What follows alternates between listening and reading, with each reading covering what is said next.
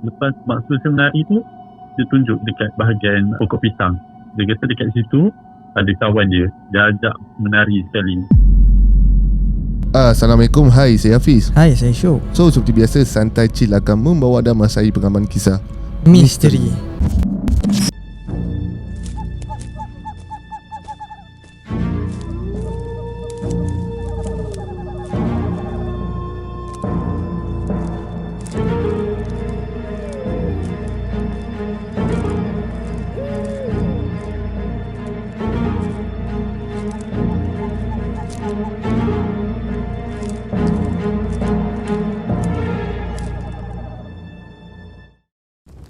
Bismillahirrahmanirrahim. Innahu yarakum huwa wa qabiluhu min haythu la tarawnahum. Inna ja'alna asy-syayatina awliya'a lilladhina la yu'minun. Sesungguhnya syaitan dan kaumnya melihat kamu dengan keadaan yang kamu tidak dapat melihat mereka. Sesungguhnya kami telah menjadikan syaitan-syaitan itu teman rapat bagi orang-orang yang tidak beriman. Okey, sebelum memulakan video macam biasa, kita nak bagi tahu sikit yang mana mungkin sedang mencari alternatif nak cari duit tepi, yang mana korang ni student ataupun sewa rumah ataupun sesiapa yang ada berkelapangan. Jadi kita nak kenalkan Export Overseas Academy yang mana menawarkan kelas untuk belajar macam mana nak set up akaun eBay dari A sampai Z. Yang bestnya, kelas Dr. Zul Arifin ni akan ajar korang A to Z pasal eBay ni. Dan yang pastinya, dekat kelas ni dia akan ajar korang macam mana nak generate income korang semua. Dan korang boleh klik link dekat bawah ni untuk pilih kelas secara face to face ke online ke, semua ada. Apa lagi? Nak cari duit tepi? Tekan link sekarang. Okey, baik. Jadi sebelum kita mulakan video, kita nak ucapkan selamat menyambut bulan Ramadan. Kan Fiz? Kau ada ponting tak sebelum ni? Alhamdulillah tak. Tak. Okey, baik.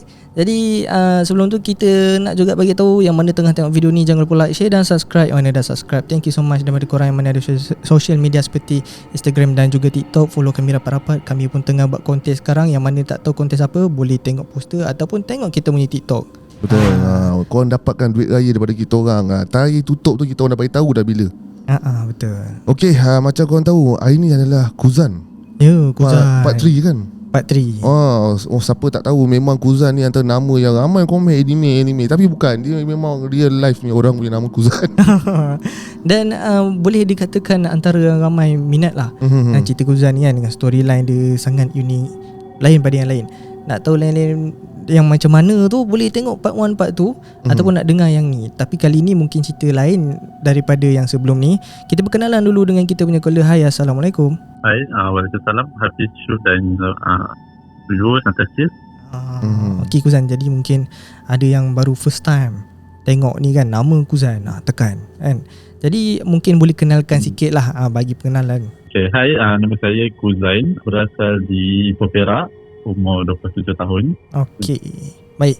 So Kuzan, jadi macam biasalah tengok komen ramai minta nama Kuzan ni kan. Jadi untuk hari ni Kuzan nak belanja cerita apa ni? Okey, untuk hari ni saya ada menyediakan 2 kisah.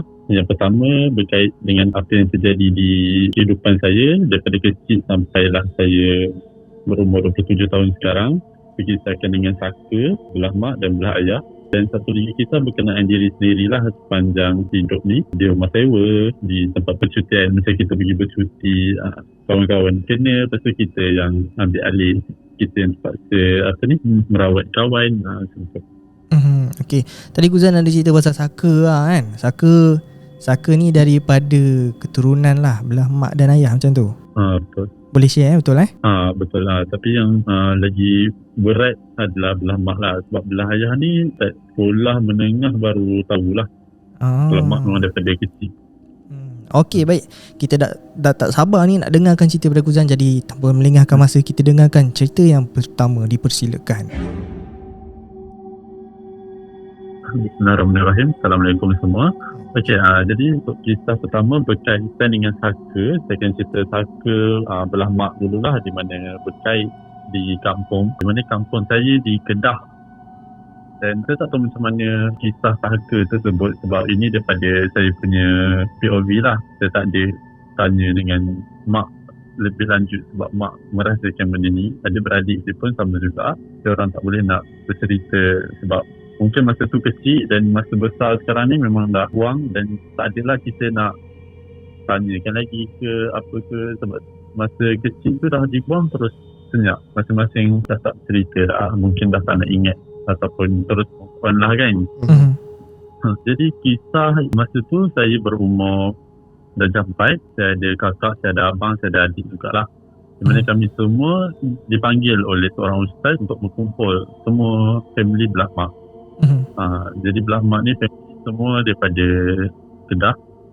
Kami bergerak daripada Ipoh terus ke Kedah pada pagi tersebut, subuh. Perjalanan tu memang lancar, tak ada apa sebarang masalah sebab memang niat kita memang nak membuang saka. Itu je yang saya tahulah. Kalau ke asal memang tak tahu sebab makcik atau mak saudara kena ganggu ke, ada benda yang tak boleh dielak ke, itu saya tak tahu. Yang saya tahu pergi sana berubat dan semua adik-beradik mak berkumpul dan sepupu saya pun semua adalah yang mana semua tu kecil lagi. Saya ingat di mana kami berkumpul. Cuma adik-beradik mak sahaja. Tentu atuk dengan nenek, kena mak dengan ayah belah mak dah tak ada. Tapi yang berkumpul dekat rumah tu adalah disebabkan maksu saya. Maksu dia memang menjaga rumah tu lah. Rumah pusaka pun cakap. Dan di rumah tu juga kita berkumpul yang di mana saya dan juga adik-beradik sepupu yang kecil dijaga oleh yang lagi besar lah, adik-beradik yang lagi besar. Yang sepupu besar-besar jaga kami. Yang mak punya adik-beradik, mak ada 6 orang. Jadi semua berkumpul bersama dengan 2 orang ustaz. Kita ada upacara untuk membuang saka. Itu yang saya tahulah. Jadi dekat kampung saya tu dalam keadaan malam, lepas isyak, lepas kita ada buat bacaan sedikit dan ada tahlil doa selamat, kita teruskan dengan upacara tersebut 8 pagi, 8 malam lepas isyak, 8.30 ke 9 macam tu. Memang keadaan agak menyeramkan sebab untuk adik-beradik mak, diorang buat bulatan. Ustaz yang diorang tu ada seorang dekat pintu masuk, seorang dekat luar bulatan tu. Ustaz buat bacaan, kami dengar ada tapak kaki dekat atas bumbung. Walaupun saya dah campak, tapi kita macam boleh recall lah. Lepas tu makin besar, masuk ke sekolah menengah, cerita tu masih berlega-lega lagi lah. Sampai sekarang memang dah tak ada open cerita lah pasal tu. Jadi kedengaran seperti ada orang berlari dekat atas bumbung. Tentu memang kami walaupun kecil tapi dalam keadaan yang menakutkan. Lepas tu ada salah seorang daripada adik-beradik mak yang tolong. Jadi ada lagi 5 orang adik-beradik. Maksu saya ni dia kerasukan. Lepas dia kerasukan, dia start buat tarian.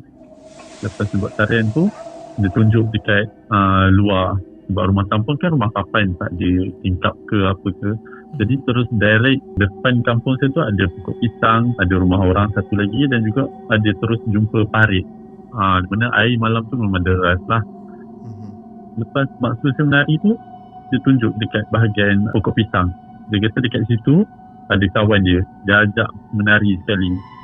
Selepas dia cakap dia ajak menari sekali tu, seorang lagi pakcik saya kerasukan. Jadi diorang dua dalam keadaan menari, tapi ustaz tu cuba kawal keadaan. Dia cakap siapa yang berdua ni. Lepas tu dia cakap yang masuk dalam badan tu adalah pendamping. Mana kita panggil ni saka lah. Jadi saka tu memang ada 2 je sebenarnya. Yang satu memang jaga rumah, satu memang ada bersama orang kata dekat maksu tu lah. Jadi keadaan makin tegang sebab budak-budak ataupun bayi masa tu dah start nangis. Jadi keadaan jadi sikit huru-hara. Ustaz situ untuk ustaz yang dekat luar tu dia cuba azan kan. Keadaan dah makin tenang semula. Maksud dengan makcik saya keadaan pengsan. Dia tak sedarkan diri. Lepas tu mak saya dia dalam keadaan waras. Dia sedar tapi mungkin time tu dia dah tengok diorang adik dia dah pengsan. Jadi mungkin emosi dia tak stabil lah. Jadi dia marah keadaan tu. Dia terus direct je dia cakap, saka tu kalau betul kepunyaan dia, baik dia yang mati, dia cakap. Baik dia yang mati daripada adik-beradik dia. Jadi dia tak sanggup nak tengok semua tu. Terus ustaz teruskan buat perubatan. Kami ada sediakan beberapa bahan lah. Macam orang dulu dia percaya dengan pulut, telur rebus, ayam bakar. 3 tu je. Lepas tu ustaz tu ada sediakan satu sampan kecil. Itu kaedah dia katanya untuk menghanyutkan bahan-bahan di atas sampan tu. Dan sama-sama bawa saka yang dua ekor tu letak dekat sampan supaya mengalir dekat sungai dekat depan tu. Maksudnya nak buang terus tapi dengan cara sampan tersebut lah. Jadi lepas dah berubat dekat rumah, terus ustaz tu bawa sampan dan juga bawa semua adik-beradik mak. Jadi kami semua yang anak-anak ni duduk di rumah lah. Apa yang saya tahu, ini makcik saya yang cerita, masa sampan tu ada 2 sebab 2 ekor. Sampan tu memang dah mengalir dah, terus pergi straight je. Lepas tu ustaz tu dah baca sedikit doa. Lepas tu dia nak balik rumah. Balik, sampan tu boleh pusing balik, melawan arus. Sampan tu melawan arus betul-betul dekat depan ustaz tu. Dia seolah-olah tak nak pergi. Tapi sampan tu dalam keadaan yang sedang melawan arus. Kira sungai ni depan rumah lah cerita tu. Depan rumah je. Okay. Sampan tu dia patah balik seolah-olah dia tak nak. Jadi dalam masa yang sama, masa sampan tu U-turn, dia patah balik dekat depan ustaz tu, dua-dua sampan tu. Kejadian dekat rumah ni pula lain. Dia ada 2 situasi dalam masa yang sama. Dekat rumah pula rasa macam panas, bahang. Semua orang dapat rasa benda yang sama. Lepas tu ada bunyi cacaran. Yelah sebab benda tu dah lama dekat rumah. Jadi kita nak buang, dia macam tak nak tinggal dekat rumah tu. Dia cakar rumah. Lepas tu seorang ustaz dekat sungai, seorang ustaz dekat dalam rumah. Jadi ustaz tu cuba azan, cuba buat sedikit bacaan, rumah kembali tenang balik. Lepas tu cuba lagi sekali untuk hajurkan sampan tu, akhirnya boleh. Sampan tu terus jauh daripada pandangan makcik saya dengan mak saya. Lepas tu diorang patah balik. Patah balik masuk rumah. Lepas masuk rumah, ada satu lagi kejadian ni yang mana kami tentu kecil tapi kami boleh ingat lah, macam boleh recall apa yang jadi. Mak dia seolah-olah jadi ular. Dia terus baring, dia menyerap, terus badan dia bergerak seperti ular. Tapi dalam masa yang sama dia boleh bercakap. Dia kata kenapa buang keluarga dia, kenapa tinggalkan dia seorang-seorang kat sini. Jadi ustaz tu pelik lah. Ustaz tu ingat dah buang semua dah. Jadi ustaz kumpulkan, selain adik-beradik mak, dia kumpulkan yang menantu punya. Contohnya bapak saya lah, bapak saya, pakcik saya. Dia kumpulkan yang menantu ni pula. Bila kumpul menantu, untuk side lain saya tak boleh cerita lah. Saya cerita berkenaan dengan keluarga saya, iaitu ayah saya pula. Ada berkait dengan ayah pula. Ayah tak tahu yang dia sebenarnya ada kakak harimau. Sebenarnya daripada top 1 lah katanya moyang saya lah. Ayah saya tak tahu. Malam tu baru dia tahu. Dia cakap benda ni ada berkait. Sebab jin dengan jin pun ada perasaan. Diorang pun ada yang bercinta juga. Jadi yang mak punya ni dengan ayah punya, dia seolah-olah macam jadi pasangan. Jadi pasangan. Jadi yang dibuang tu mak punya. Jadi yang ular tu memang itu daripada mak sendiri, mungkin sisa ataupun daripada rumah tersebut lah. Tapi bukan saka lah ular tu. Ular tu memang jemaah daripada rumah dekat kampung tu. Jadi ayah pula, bila ustaz tu cakap belah ayah ni ada saka juga, tapi ayah tak tahu.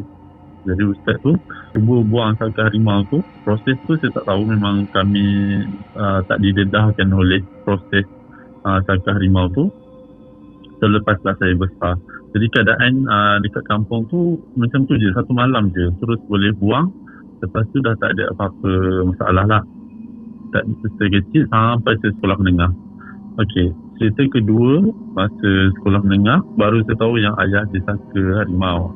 Yang di mana saya ada alami beberapa mimpi seperti penerimaan sangka tersebut.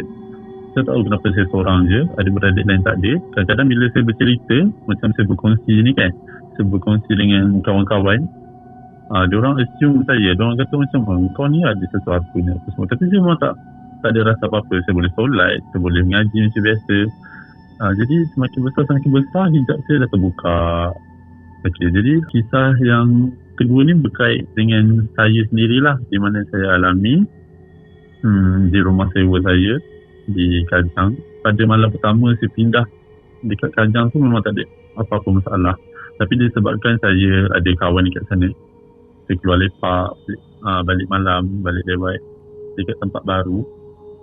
Jadi di satu malam tu kejadian ni di tangga sebab lift rosak. Lift rosak, saya terus ikut tangga. Masa saya ikut tangga tu saya dengar bisikan dekat belakang. Dia panggil nama saya, suara perempuan halus lah. Tapi sebabkan saya macam dah biasalah sebab daripada sekolah kan, saya ingat benda tu dia tak kacau. Rupanya lepas saya masuk rumah, benda tu ada dekat tepi tingkap sambil panggil nama saya lagi. Memang saya tak boleh tidur, saya diganggu. Lepas tu saya call mak saya. Saya call mak cakap, "Mak, ada benda ikut ni. Tapi yang kali ni dia tak balik-balik, dia tak hilang. Dia ada dekat sini." Lepas tu mak tanya, "Dia kat mana?" "Dia dekat tingkap." "Oh, itu rasanya bukan benda ikut. Itu rasanya ada sisa daripada saka lagi." Tu tanya, "Kenapa?" Cakap mak pun rasa yang sama. Cakap, takkanlah saka tu patah balik kan. Kita daripada kecil sampai ke besar. Lepas tu mak cakap, tak apa, baca apa yang patut. Lepas tu saya boleh tidur. Benda tu pun dah tak ada sampai esok. Lepas tu mak ada panggil seorang ustaz dekat rumah, dekat Ipoh. Mak ada panggil ustaz berubat. Lepas tu ustaz minta saya balik ke Ipoh untuk berubat. Jadi hari Sabtu saya balik Ipoh. Sebab Isnin Jumaat saya bekerja. Saya balik, saya tanya ustaz kenapa dia ikut saya semua ni kan. Rupanya dia nak cuba jadi pendamping. Sebab lepas pada kes yang pembawangan saka masa kecil tu, memang dia end saya. Syuk dengan Hafiz, cuba bayangkan. Daripada kecil, umur saya 4 tahun sampai saya dah sekolah menengah dalam form 4 macam tu, 16-17 tahun, dia ikut lagi. Jadi sebab dia tahu saya dah tak duduk dengan family, saya duduk seorang kan, dia cuba nak ikut. Dia cuba tunjukkan diri dia. Jadi malam saya kena ganggu kat tangga tu, yang dekat tepi tingkap tu sebenarnya adalah dia. Dia cakap DM saya sejak daripada kecil. Jadi benda ni agak pelik lah bagi family saya. Macam kenapa saya yang kena, ada beradik lain memang tak ada apa, memang tak kena. Jadi lepas pada tu saya dah boleh start nampak saya kena kacau. Tapi kadang-kadang saya tengah basuh pinggan dekat dapur, dekat rumah sewa, ada macam orang dekat tepi. Macam setengah orang mungkinlah ingat itu terlibat ataupun pandangan daripada hujung mata. Tapi tak. Sebab saya cuba untuk berborak. Biasalah sebab kes adik, kes kakak itu pun saya dah cuba untuk borak.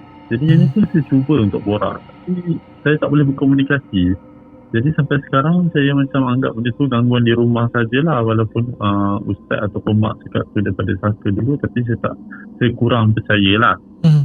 Sebab bila cuba berkomunikasi dia tak nak. Macam kita nampak dia ganggu kan, kita tanya macam kenapa semua ni, memang tak ada apa-apa jawapan, memang tak ada apa-apa interaksi. Jadi benda tu sekejap je, dalam setahun lebih macam tu. Sepanjang saya duduk seorang-seorang, saya menyewa seorang.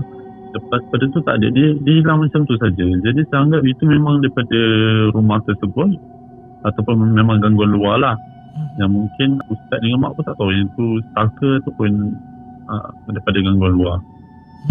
Okey, yang seterusnya untuk lifestyle saya lah, perubahan dia daripada normal kepada tak normal. Yang mana masa tu saya bercuti beramai-ramai. Kita ada sewa Airbnb, pergi ke Cameron Highland. Adalah macam Syuk dengan Hafiz lah, Cameron Highland ada kisah-kisah dia sendiri. Tapi ini terjadi kat saya 2 kali. Yang pertama, kami pergi dalam 5 orang. Dan yang pilih Airbnb tu adalah kawan saya lah. Memang dia yang plan semua benda, dia yang booking. Jadi kita pergi malam tu dekat Cameron Highland.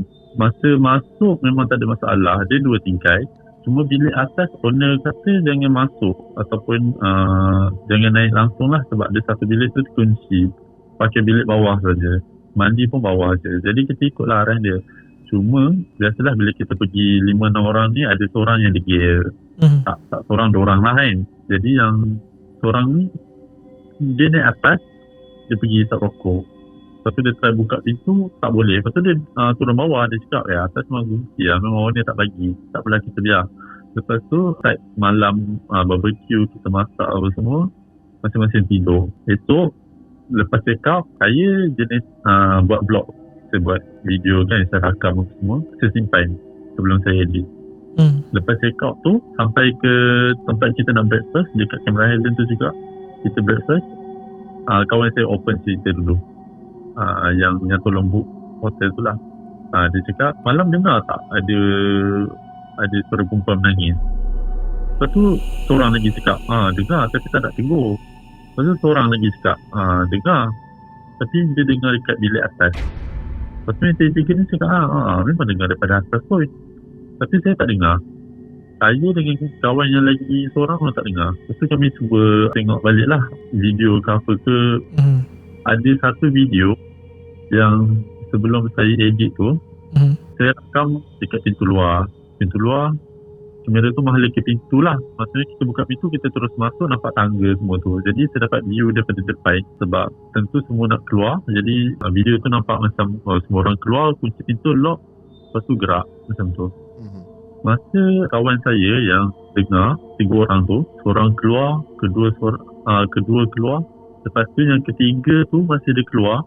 Dekat tangga tu ada satu rupa perempuan berambut panjang, baju putih. Dia nampak kelibat sikit je kat tangga tu. Dia stop jap tu dia keluar. Dia bukan keluar macam dia ke depan ke belakang, tak ada. Dia terus macam di sebalik tangga tu dia menyorok, hilang. Memang tak nampak. Jadi saya crop yang part tu, saya hantar dalam group. Masa tu kita di kamera lagi lah. Hantar dalam group cakap, ni lah kot punca, cakap macam tu. Tu semua dalam keadaan yang panik lah. Dia macam kenapa hantar sekarang, kan bertegur. Cakap tak apa, sebab benda tu memang dekat rumah tu, dia tak ikut lah apa semua. Lepas kita balik ke KL, masing-masing balik rumah, kawan saya seorang ni dia demam. Lepas tu tanya yang lain, cakap yang lain okey ke? Dekat dalam grup kan, tanya yang lain okey tak? Lepas tu cakap yang lain okey, tak ada demam, tak ada apa. Lepas tu cakap demam sebab sejuk kot. Lepas tu turun KL pula kan, panas ke apa.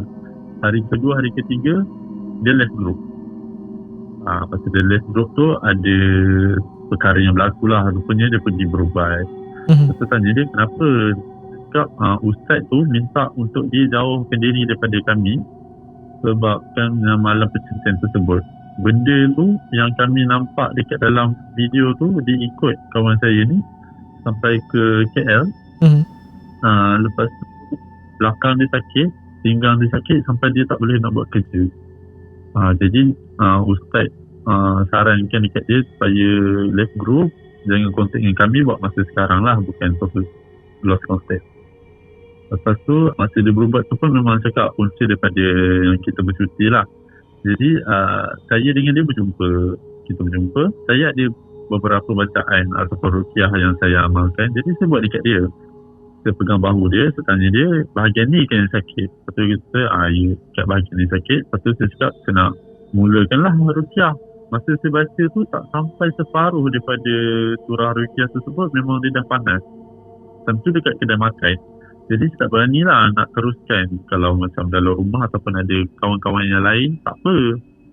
Nanti kalau dia kerasukan ke, dia menggelupur dekat situ, orang tak boleh buat apalah sebab saya seorang. Lepas tu keadaan orang ramai. Jadi saya berhenti dekat tengah ruqyah tu. Macam kita dah tahulah apa punca.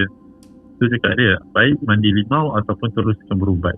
Sebab mandi limau ni kita boleh buang-buang misa lah lepas kita berubat semua. Lepas tu dia kata macam mana apa yang dia nak buat. Jadi saya minta dia carikan ustaz dan dia dapat kontak.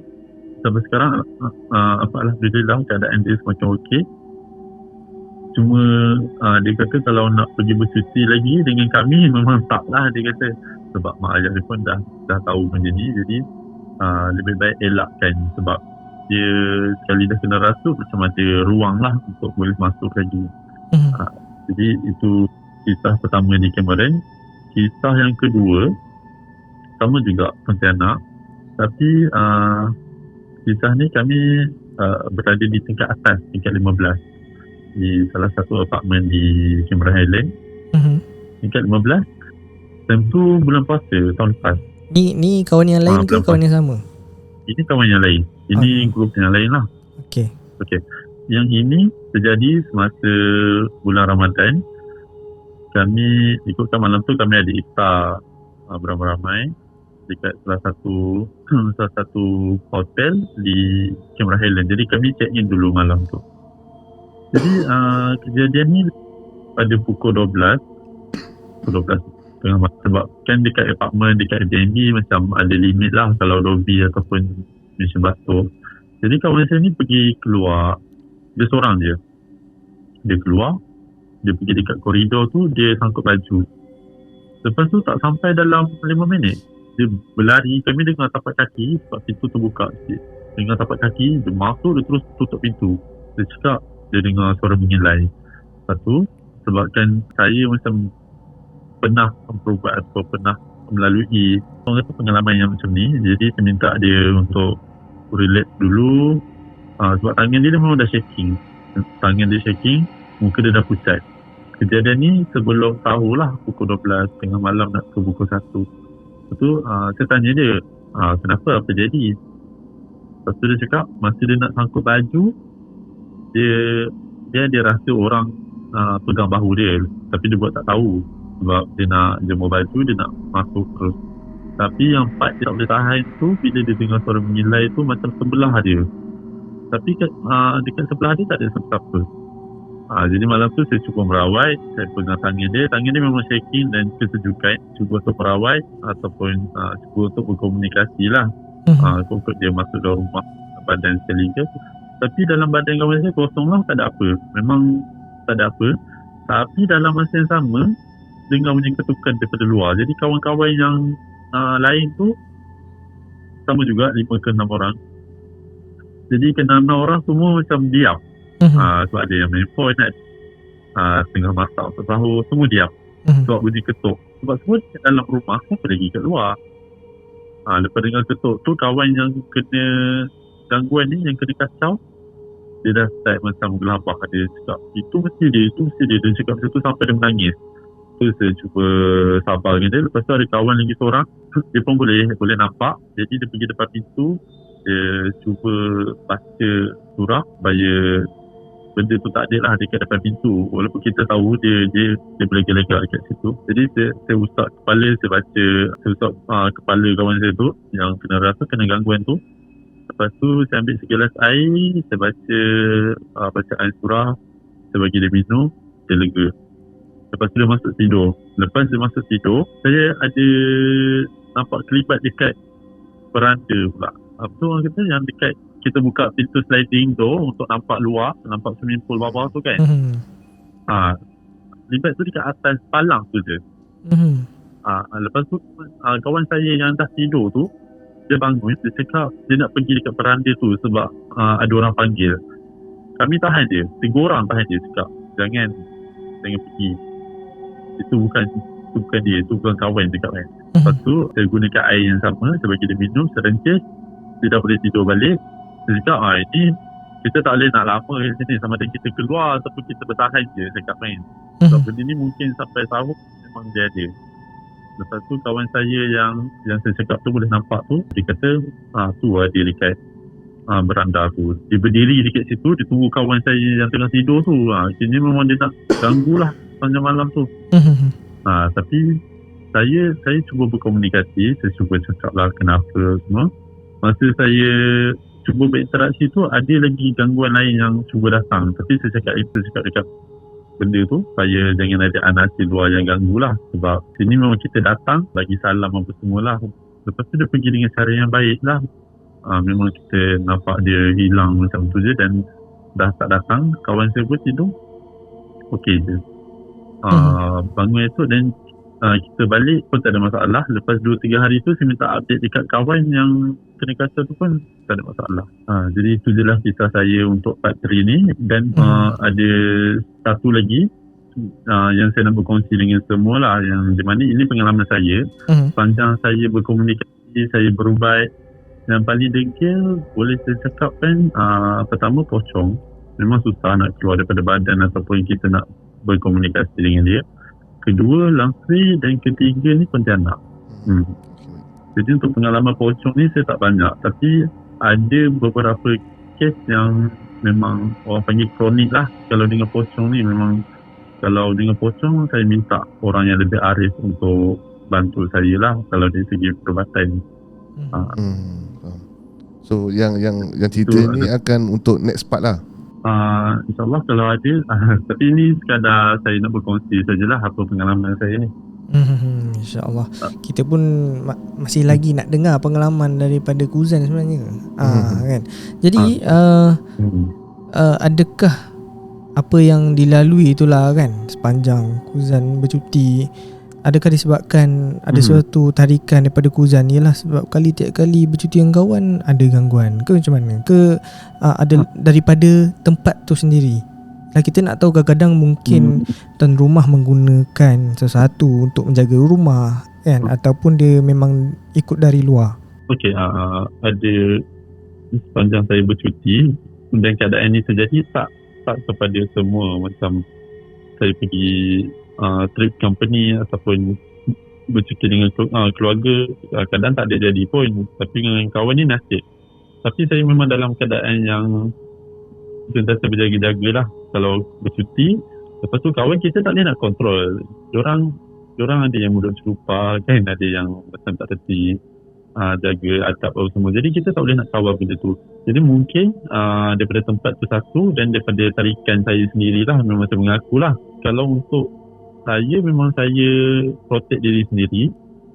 Tapi kalau kena dekat kawan lain, saya akan cuba bantulah untuk merawat diorang. Tapi mungkinlah ada sedikit aura daripada kawasan tu sekali lah. Okay. So yang cerita yang masa pergi Cameron yang pertama tu, adakah kawan yang kena ganggu tu kawan yang merokok kat atas tadi tu? Betul. Itu kawan yang merokok, dan dia memang kalau ikutkan tengok dari gaya dia memang dia tak percayalah pakai ni. Tapi ni pun pengalaman pertama dia yang mana dia kena dan dia pergi merawat sendiri. Okay. Yelah, cerita Kuzan tadi dia ada mention video dekat kamera.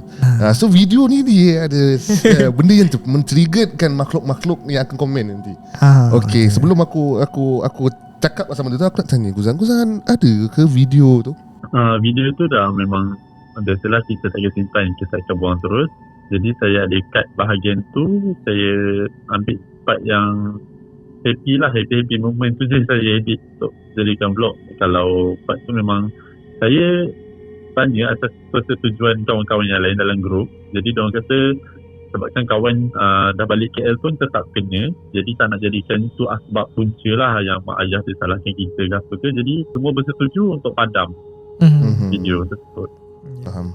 Dan sebenarnya Pis, aku lepas ikut pengalaman kita lah, bila ada caller ceritakan dia rakam ataupun dia takat gambar kan, jadi mesti orang nak tengok kan. Betul. Jadi aku dah berfikir balik untuk tak nak tunjukkan apa-apa footage lah lepas ni. Sebab tak nak kita dengar lepas ni caller menipu, pencerita tipu. Itu pula kau lah nak percaya ke tak percaya kan. Jadi benda ni pun sebenarnya sesuatu yang besar. Bila kau simpan satu gambar atau video, sebenarnya kau pun ada risiko tau. Aku bagi tahu awal untuk benda tu datang kat kau. Itulah yang aku cakap, dia akan ada makhluk-makhluk ataupun jebalang-jebalang yang akan komen kat dalam ruangan ni kan. Bukti lah, baru dah logik kan, sembang. Dia macam ni guys. Sedangkan Allah dah suruh kita beriman dengan alam gaib.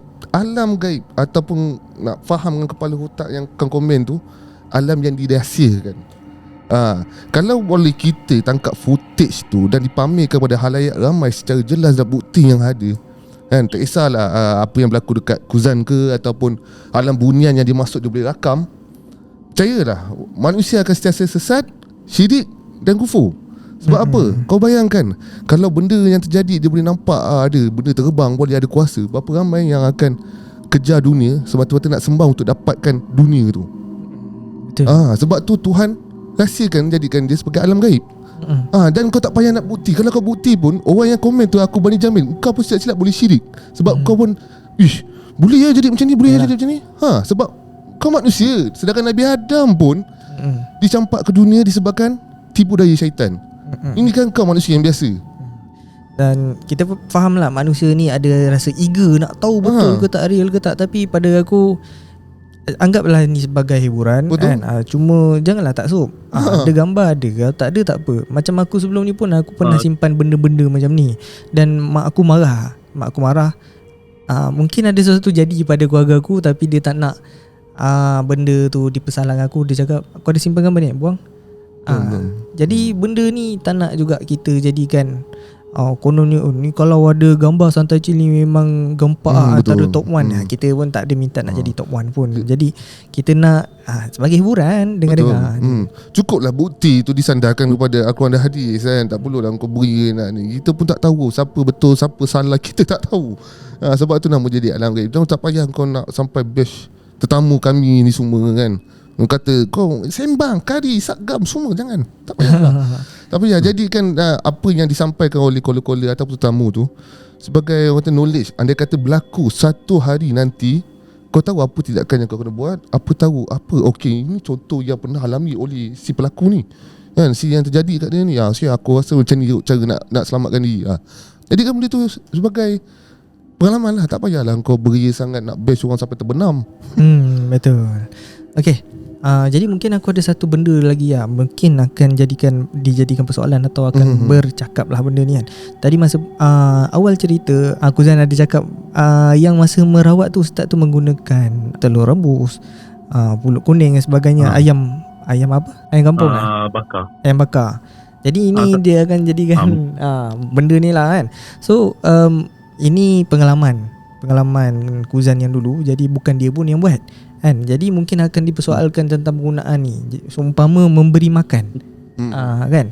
Jadi mungkin Kuzan boleh ada nak cakap sikit. Ada sedikit tambahan untuk dua benda. Satu, untuk di bukti tersebut tu ada salah satu risikonya mungkin saya akan terekspos tempat penginapan tersebut. Jadi itu fokus juga sebab memang view dekat blog tu dia agak wide lah. Jadi kita nampak keadaan sekeliling dengan bila kita zoom kita nampak nama bilik tu apa semua. Jadi memang kita agak berisiko untuk bahagian keselamatan tempat tu jugalah. Jadi kita tak jadi dekat situ lah. Harap penonton pun faham. Dan yang kedua untuk bahagian pulut dan juga jamu ni, kalau ikutkan memang itu kali pertama dan kali terakhir. Walaupun ada beberapa ustaz ataupun daripada, saya tak boleh nak sebut, tapi ada perawat yang dekat Malaysia ni yang agak famous, dia ada satu persatuan yang mana bukannya saya tak percaya, cuma bila kita mengharapkan orang untuk bantu, dia start cakap bagi pulut, bagi ayam, bagi telur ni. Jadi bila fikirkan balik, benda tu macam kita menjamu ataupun kita memberi kita tunduk dengan arahan dia.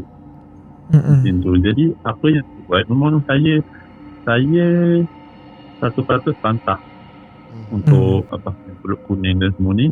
Walaupun ada salah silap daripada keturunan yang pernah buat macam tu, tapi untuk keluarga saya dan diri saya sendiri, memang saya cakap dekat mak ayah saya, kalau apa-apa jadi kita berbuat sendirilah. Kita tak payah mengharapkan ustaz ke orang lain ke. Sebab ada juga kes yang mana bila kita minta tolong ustaz tersebut, dia tahu kita ada kelebihan. Dia tak ada kelebihan yang apa kita ada. Dia nak ambil kelebihan kita. Dia menggunakan cara macam kena pulut, kena ayam, kena telur. Rupanya benda-benda tu penurut untuk kita punya ilmu kepada dia, supaya dia ambil kesempatan dekat kita. Ada salah satu ustaz ni, dia dah meninggal. Apa yang dia cuba buat dekat keluarga saya, dia nak ambil yang mak saya punya saka yang mungkin sisa lah kot. Apa yang dia buat, dia kata gunakan duit shilling ni 5 sen yang dulu punya 5 sen yang warna coklat tu. Okay, duit yang 5 sen tu dia cakap letak dalam kolah je. Lepas pada kami amalkan satu keluarga lain, benda ni boleh mengelak ni. Tapi lepas berhari-hari tu ada kes duit hilang apa tu, rupanya ustaz bukan kata ustaz lah, kata perawat lah. Perawat tu rupanya dia tumpangkan toyo dekat ceiling tu untuk letak kat rumah saya. Jadi benda tu macam lama kelamaan kan, macam orang ambil kesempatan ni, kita nak bantuan. Lepas pada tu saya cakap kat mak ayah saya, cakap tak apalah, lepas ni apa-apa jadi kita cuba rawat masing-masing sampai macam bantu orang lah. Tapi mana yang ikhlas boleh bantulah. Baik. Dan ini pertanyaan ni aku kena lebih hati-hati sekarang ni. Okey. Sebab hati-hati. Okey Kuzan cakap yang cerita yang pertama yang tentang perahu tadi kan, bergerak tadi kan. Okey, perahu tu memang bergerak sendirilah. Sebab kan saya tak ada dekat situ. Jadi ni makcik saya yang bagi tahu lah. Maknanya diorang masih dalam keadaan waras lagi lah. Sebab tentu ustaz yang handle, ustaz yang pegang. Diorang tak dibenarkan pegang. Adik-beradik mak tak dibenarkan pegang sampai tu memang betul-betul pusing.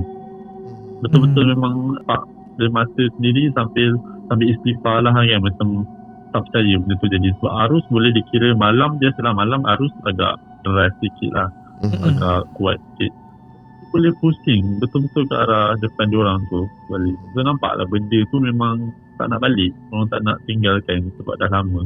Faham. Baik lah, sebab apa aku tanya ni, dia bukanlah tak ada apa sebenarnya, cuma aku terbaca satu komen ni. Dia bagi aku komen ni bukanlah komen yang judge, tapi daripada pengalaman dia kan, yang kata mengikuti bapa dia berubat dan tak pernah lagi dengar orang berubat boleh terbang sampai terbang kan. So jadi kalau Kuzan sini pun bukanlah nak kata pandai merawat, betul. Kau jangan ambil sampel video ni, korang semua jangan ambil sampel video sebagai rujukan lah. Tak. Just aku nak bertanya lah kan. Sebab Kuzan dah agak, bukanlah selalu tapi merawat dengan orang juga lah, betul? Ya. Kuzan memang ada buat rawatan sikit-sikit lah kan, merawat orang, betul? Secara meluas tu tak adalah, maksudnya pergi mencanang untuk orang kata saya boleh berbuat tu tak adalah. Cuma bila kejadian berlaku, kita rasa macam dah tak ada siapa yang ada dekat situ yang boleh tolong, jadi kita bantu dengan izin Allah jugalah. Sebab apa saya tanya kat Kuzan ni ialah, kan adakan satu komen juga macam ni kan, bertanya betul ke perahu boleh bergerak sendiri, tak logik kan.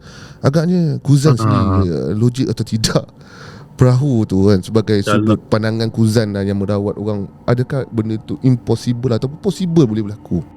Kalau berdasarkan cerita saya ni ataupun pengalaman saya daripada kecil, benda ni dengar daripada makcik saya lah. Tapi kalau nak dikomparekan dengan pengalaman orang lain, rupanya ada yang lagi teruk. Ada yang sampai sampan tu tak bergerak, ada yang sampan tu nampak mengalir, lepas tu tiba-tiba balik rumah, tiba-tiba ada dekat rumah, ada dekat dapur, sampan tu ada dekat dapur, lepas tu sampan tu terbakar lah apalah. Ada berbagai kisah kalau berkenaan saka yang kita buang. Jadi kalau saya sendiri, kalau makcik saya yang cakap macam tu, saya percaya, tapi wallahualam, sebab mungkin diorang nak tutupkan cerita sebenar ataupun memang itu perkara sebenar. Tapi bagi saya memang saya percayalah, sebab benda tu makan masa yang lama, daripada pukul 12 tengah hari sampai ke subuh.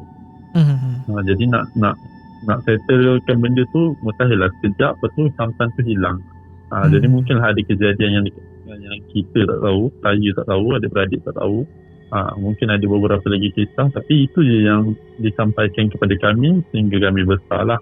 Dan sampai tu dah ke depan, dia pusing balik. Jadi cerita kat sini, janganlah mencari logik. Memang tak dapat lah kan. Kita terpaksa jelaskan sebab kita orang kata ya.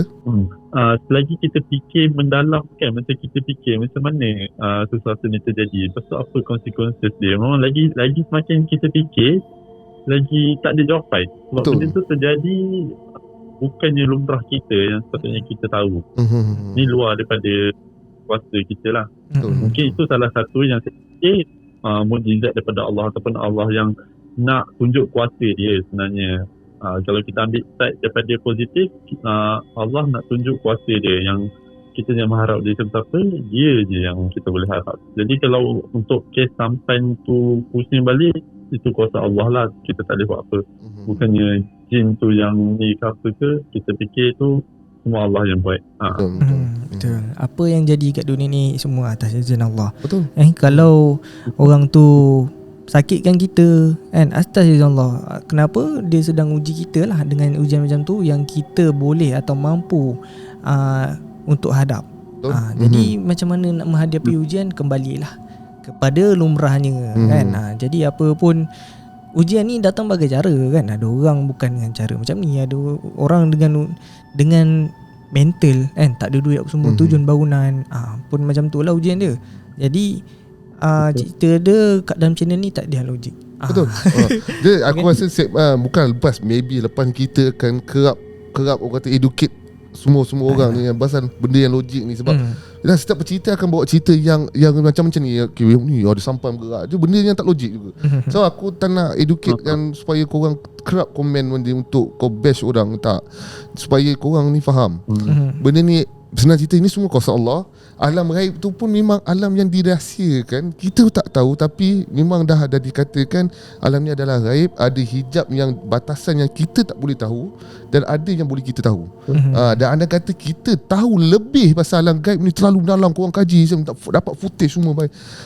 Satu masa nanti aku takut manusia, kalau lah andai kata Allah buka semua hijab alam ghaib ni, berapa ramai manusia ni jadi isim, jadi gila, sesat, syirik, semua ada. Sebab memang Allah dah jadikan makhluk, contohnya jin tu memang ada kelebihan lebih hebat daripada manusia, tapi manusia adalah sempurna. So tak perlu cari jawapan yang terlalu logik, hebat ke apa, tak payah. Dengarlah sekadar berlama. Dan apa yang Kuzan kata tu, korang janganlah jadi satu rujukan yang saya, ini adalah pendapat dia sebagai orang yang pengalaman bercerita dan mengalami kisah seram. Ya, dan yang penting ambil iktibar. Dalam cerita ni kau dah boleh tengok macam mana jenis perawat. Kita dah macam-macam dah jenis perawat, macam tu pernah dengar, macam ni pernah dengar kan. Jadi kita cari yang sebetul-betulnya, yang menggunakan ayat suci Al-Quran, yang mana tidak menggunakan medium-medium yang pelik-pelik lah kan. Contoh macam tadi untuk seolah menjamu kan, itu dah tak betul lah. Aku terpaksa cakap lah kan, kita umat Islam kita sendiri tahu macam mana. Jadi mungkin ada kat luar sana yang tak tahu, oh tak boleh guna ini. Jadi sekarang dah tahu. Kan, sebarkan kawan-kawan. Apapun kita nak berterima kasih kepada Kuzan kerana sudi berkongsi lagi hingga ke part 3 dah. Mungkin lepas ni ada part yang seterusnya. Sudi-sudilah lagi berkongsi bersama kami. Dan kami nak juga berterima kasih pada korang yang still support kami dari dulu sampailah sekarang. Okay, kalau tak ada korang, tak ada juga lah kami pada hari ini. Dan macam biasalah, sebelum kita tamatkan di sini, kita nak ingatkan lagi sekali kan, yang mana orang mungkin nak mencari duit tepi kan. Kita ada Export Officer Academy yang menawarkan untuk macam mana nak belajar cari duit tepi, yang mana suri rumah ataupun tak kisahlah sesiapa pun yang nak cari tepi. Kita ada Export Officer Academy yang boleh menjana duit tepi dengan belajar macam nak set up akaun eBay dari A hingga Z, macam mana nak dapatkan produk sesuai, dan macam mana korang nak dapatkan duit dalam USD. Betul, korang boleh tambah ilmu pengetahuan korang dalam bisnes eBay ni. Just klik link dekat bawah ni dan korang akan belajar macam nak set up eBay. Dan yang paling penting, macam mana kau boleh buka gudang dekat USA. Siapa tahu, mana tahu nanti satu hari nanti korang boleh hidup dalam keadaan yang insyaAllah senang, dan juga duduk dekat Malaysia gaji USD. Penting daftar dulu, belajar ilmu tu penting. Jadi jangan lupa like, share dan subscribe. Anda dah subscribe, thank you so much. Jumpa di next video. Assalamualaikum. Bye-bye.